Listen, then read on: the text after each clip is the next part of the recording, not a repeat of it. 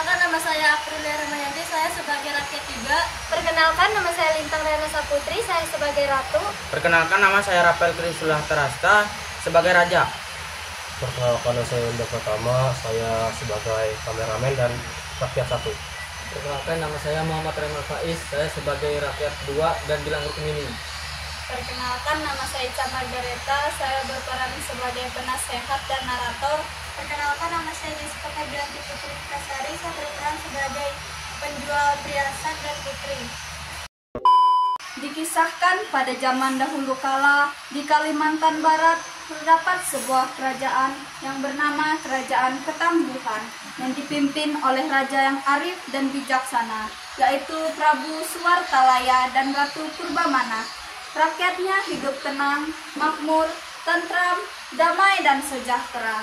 Namun sayangnya Prabu Suwartalaya dan Ratu Purbamana belum dikaruniai seorang anak, sehingga ini menjadi kegelisahan sang Prabu Suwartalaya dan Ratu Purbamana. Kalau Dinda, jangan murung dan menangis terus. Kalau Dinda bersedih terus seperti ini, Kanda jadi bersedih. Gimana Dinda nggak akan bersedih, Kanda? Sudah bertahun-tahun kita berumah tangga, tapi belum dikaruniai seorang anak. Setelah Ratu Purbamana tidak sedih terus, bagaimana kalau mengapas seorang anak saja Baginda? Barangkali bisa mengurangi kesedihan Ratu. Tidak, aku tidak ingin mempunyai seorang anak angkat. Iya penasehat, aku pun juga tidak setuju jika mengangkat seorang anak buat kami. Anak kandung adalah lebih baik daripada anak angkat. Purbamana masih terus menangis. Sudahlah Dinda, jangan menangis terus. Kanda akan berusaha lagi. Kanda akan pergi ke hutan untuk bertapa agar kita cepat dikaruniai seorang anak. Baiklah kalau begitu, jika memang Kanda harus pergi ke hutan untuk bertapa, baiklah Kanda. Dinda juga turut berdoa, hati-hati Kanda. Pergilah ke hutan untuk bertapa. Di hutan, sang Prabu terus-menerus berdoa agar dikaruniai anak. Beberapa bulan kemudian keinginan mereka terkabul. Ratu Purbamana pun mulai hamil. Seluruh rakyat senang sekali. Mereka membanjiri istana dengan hadiah. 9 bulan kemudian, Ratu Purbamana melahirkan seorang putri. Putri kita cantik ya Dinda, dan kelihatannya sangat lucu. Iya Kanda, kita harus bersyukur akhirnya kita dikaruniai seorang anak. Iya Dinda, putri kita ini juga yang manis dan sangat mengemaskan. Oleh karena itu, bagaimana kalau kita beri nama Gilang Rukmini? Gimana Dinda, setuju tidak? Dinda setuju-setuju saja Kanda. Raja dan Ratu sedang berbahagia, datanglah penasehat kerajaan. Ampun Baginda, ini dari rakyat mengirimkan beraneka hadiah untuk putri Baginda. Mereka turut bersuka cita dan mengucapkan selamat atas kelahiran putri Baginda. Terima kasih penasehat. Tak hanya keluarga istana yang berbahagia, rakyat turut berbahagia mendengar kabar tersebut. Sayangnya, Gilang Rukmini tidak diasuh secara baik oleh Prabu Suwartalaya dan Ratu Purbamana. Gilang pun tumbuh menjadi gadis yang manja dengan sifat-sifat yang kurang baik. Dia tak segan berkata kasar untuk mendapatkan apa yang diinginkannya. Walaupun begitu, baik Prabu Suwartalaya, Ratu Purbamana dan rakyat sangat mencintainya. Hari berlalu, putri pun tumbuh menjadi gadis remaja tercantik di seluruh negeri. Dalam beberapa hari putri akan berusia 17 tahun. Maka para penduduk di negeri itu pergi ke istana. Mereka membawa aneka hadiah yang sangat indah. Prabu mengumpulkan hadiah-hadiah yang sangat banyak itu, lalu menyimpankannya dalam ruangan istana. Sewaktu-waktu ia bisa menggunakannya untuk kepentingan rakyat. Prabu hanya mengambil sedikit emas dan permata. Ia membawakannya ke ahli perhiasan.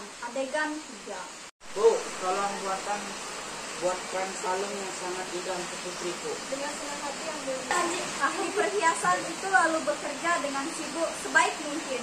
Dengan sepenuh hati, ia ingin menciptakan kalung yang paling indah di dunia, karena ia sangat menyayangi putri raja. Hari ulang tahun pun tiba, penduduk negeri berkumpul di alun-alun istana. Ketika Prabu dan Ratu Purbamana datang, orang menyambutnya dengan gembira. Sambutan hangat makin terdengar ketika putri yang cantik jelita muncul di hadapan semua orang. Semua orang mengagumi kecantikannya.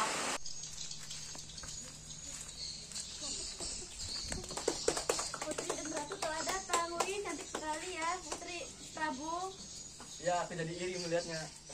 Prabu lalu bangkit dari kursinya, kalung yang indah sudah dipegangnya. Kemudian, Putriku tercinta, Gilang Rukmini, hari ini ulang tahunmu. Aku berikan kalung ini untukmu. Kalung ini pemberian orang-orang dari penjuru negeri. Mereka sangat mencintaimu, mereka mempersembahkan hadiah ini.